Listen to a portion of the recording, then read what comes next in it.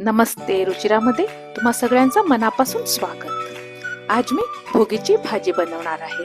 वेगवेगळ्या प्रांतात वेगवेगळ्या प्रकारे ही भाजी बनवली जाते। संक्रांतीच्या आदल्या दिवशी महाराष्ट्रात भोगीचा सण साजरा केला जातो।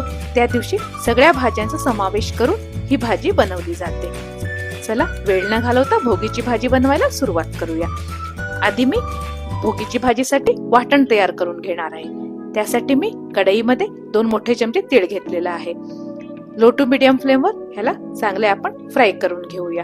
तीळ हा उष्ण असतो, हिवाळ्यात आपल्या शरीराला हा गरम ठेवण्यासाठी मदत करतो, म्हणूनच ह्या भाजीमध्ये जास्त प्रमाणात तिळाचा समावेश केला जातो। तीळ भाजलेला आहे, ह्याला मी प्लेटमध्ये ट्रान्सफर करून घेते। आता त्याच कढईमध्ये मी 3 मोठे चमचे सुकं खोबरं घेतलेलं आहे आणि ह्याला पण हलकासा तांबूस रंग येईपर्यंत फ्राय करून घेणार आहोत। खोबरं पण आपलं फ्राय झालेलं आहे, तुम्ही बघू शकता याचा कलर।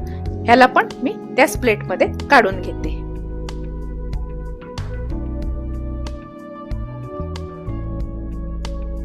आता त्याच कढईमध्ये मी 1 मोठा चमचा तेल टाकून घेतलेला आहे। ह्यामध्ये 2 उभे चिरलेले कांदे मी घालून घेणार आहे। कांद्याला हलकासा तांबूस रंग येईपर्यंत फ्राय करून घेणार आहोत।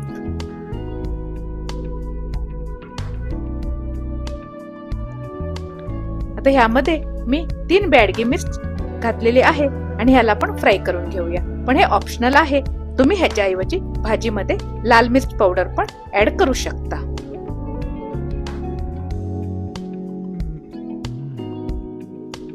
तुम्ही बघू शकता कांद्याला चांगला तांबूस रंग आलेला आहे। आता मी गॅस बंद करते आणि ह्याला थंड व्हायला ठेवून देते।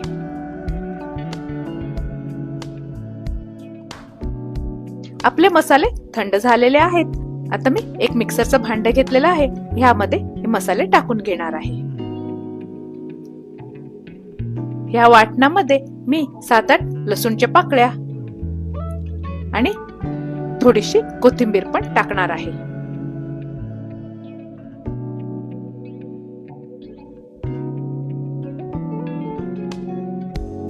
आणि जे खोबरं आणि तीळ भाजून घेतलेले होते ते पण ह्याच्यामध्ये टाकून घेणार आहे। आणि ह्यामध्ये थोडंसं पाणी टाकून मी ह्याचा फाईन पेस्ट बनवून घेणार आहे। तुम्ही बघू शकता इकडे एकदम फाईन पेस्ट आपलं बनवून तयार आहे आणि कलर पण खूप छान आलेला आहे।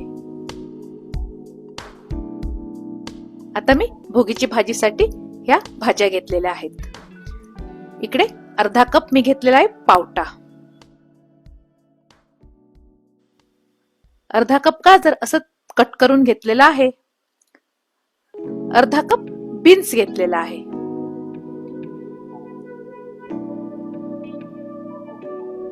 अर्धा कप हरभऱ्याचे दाणे,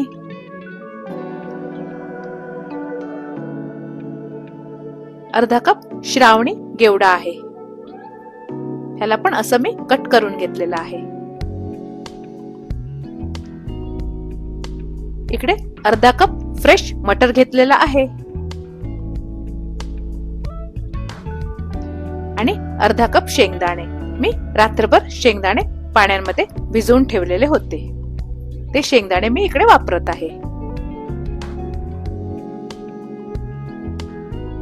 आता एक मोठा बटाटा सालं काढून असं तुकड्यांमध्ये कापून घेतलेला आहे आणि 3 काटेरी वांगी पण मी कापून घेतलेले आहेत। याला काळं पडू नये म्हणून मी पाण्यात ठेवलेलं आहे।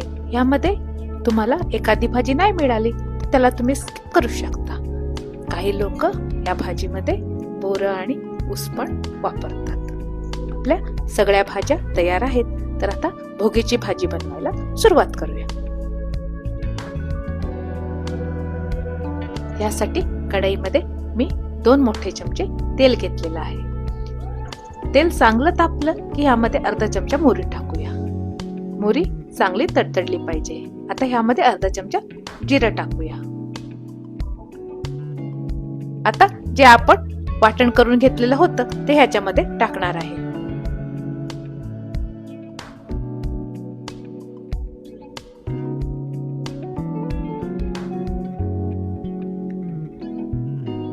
सगळं वाटण मी टाकून घेतलेलं आहे कढईमध्ये। आता ह्याला चांगलं मिक्स करून घेऊया.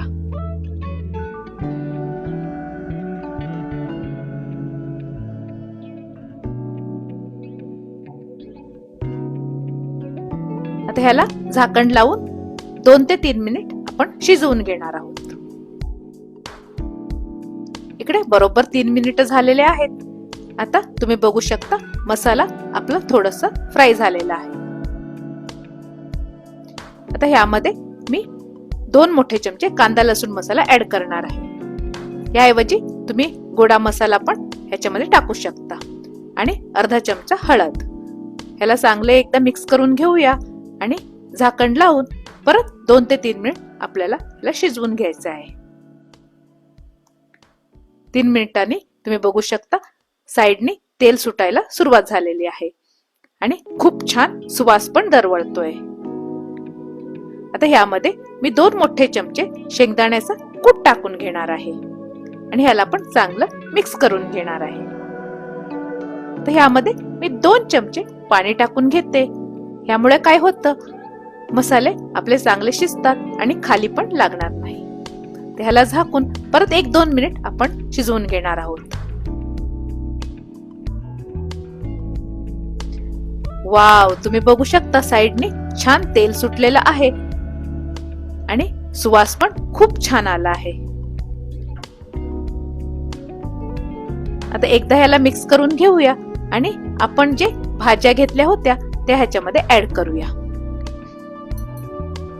संक्रांतीच्या आदल्या दिवशी ही भाजीचं भूमातेला भोग दिला जातो, म्हणूनच याला भोगीची भाजी असेही म्हणतात.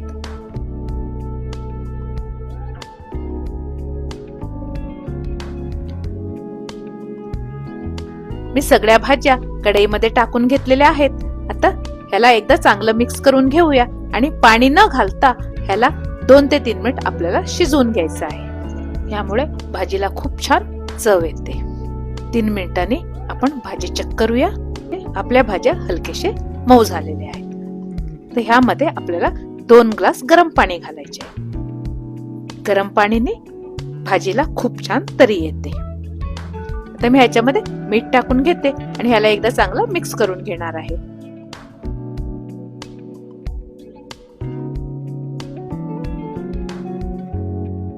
आता ह्याला झाकण लावून लो फ्लेमवर आपल्याला 7 ते 8 मिनिट शिजवून घ्यायचं आहे.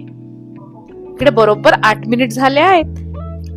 तुम्ही बघू शकता भाजीला किती छान तरी आली आहे आणि भाज्या पण व्यवस्थित शिजले गेले आहेत.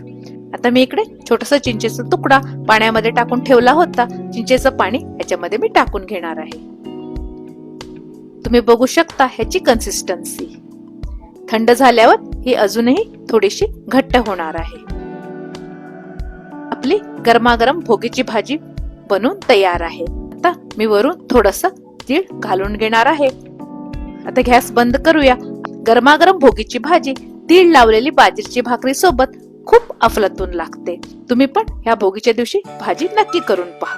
रेसिपी आवडली असेल तर एक लाईक करा आणि मित्रमैत्रिणी सोबत शेअर करा. चॅनल मध्ये नवीन असाल तर चॅनलला सबस्क्राईब नक्की करा. हा व्हिडिओ पाहिल्याबद्दल तुम्हाला खूप खूप मनापासून धन्यवाद.